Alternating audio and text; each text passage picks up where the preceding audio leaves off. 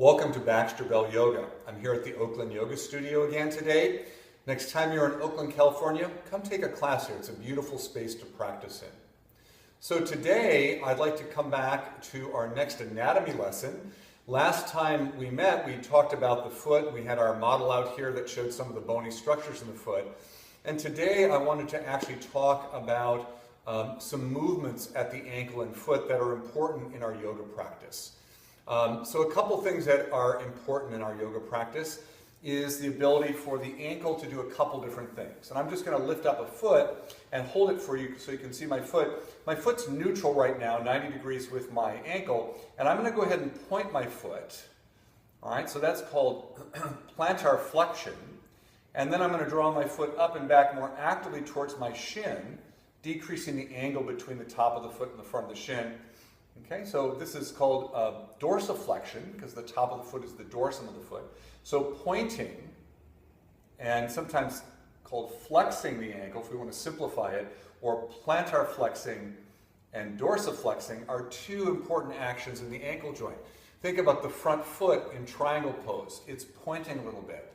Think about the back foot in warrior one pose. It's actually dorsiflexing a little bit. So in the course of doing our yoga poses, we utilize those actions quite regularly. Another thing to keep in mind is that if the inner arch of the foot rolls up a little bit away from the floor, this is called supination of the foot at the ankle. And if the inner arch kind of collapses down and the outer arch lifts up a little bit, that's called pronation. So supination and pronation. One way I remember that is in cobbler's pose. If I keep the soles of the feet together initially and then I let them roll open towards the sky, this is like my feet supinating open like this, and that reminds me because my feet then become like a little soup bowl. Now it's not spelled the same way, but because I can make that correlation with the sounds, it's helpful for me to remember what supination is and pronation. So that's another action that can happen in our feet.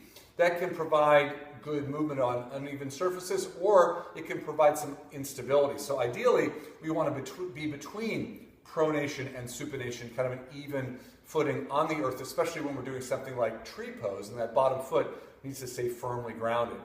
Another action that we can do in the foot is we can turn the foot in a little bit, or adduct it towards the midline, or we can turn the foot out a little bit. Now you notice I'm holding on to my shin bone, because I can turn the foot out a lot more if I let my shin bone rotate, and I can turn my foot in quite a bit more if I let my shin bone rotate in at the knee joint. So I'm keeping my shin stable so I can see what is my foot able to do. Oh, it turns in a little bit, it turns out a little bit. And in different yoga poses, for instance, when we do something like Ardha Matsyendrasana, we might bring the foot out, and some people might want to turn it in slightly or turn it out slightly. So that little bit of movement of adducting and abducting, or turning in, turning out, can be helpful when we're in some of our yoga poses. All right, so those are kind of the normal movements of the ankle. Taking the foot into plantar flexion, taking the foot into dorsiflexion, letting the inner foot round up a little bit, supinating the foot a little bit, pronating where the inner edge rolls down a little bit more, and then turning the foot slightly in and out. So there's a little adduction and abduction of the foot. Play around with those ideas in your home practice. Look at your feet. Be curious about what they're doing in each and every standing pose that you do, and even in some of the sitting poses where the feet are involved.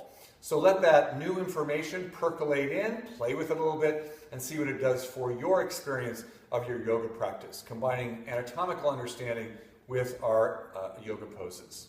So that does it for today. Please follow me at baxterbell.com, my website, and my blog site, Yoga for Healthy Aging. Don't forget you can find longer practices on the practice channel at yogauonline.com. And don't forget, you can order my book and t-shirts online at my website as well. Until the next time, thank you for joining me today. Namaste.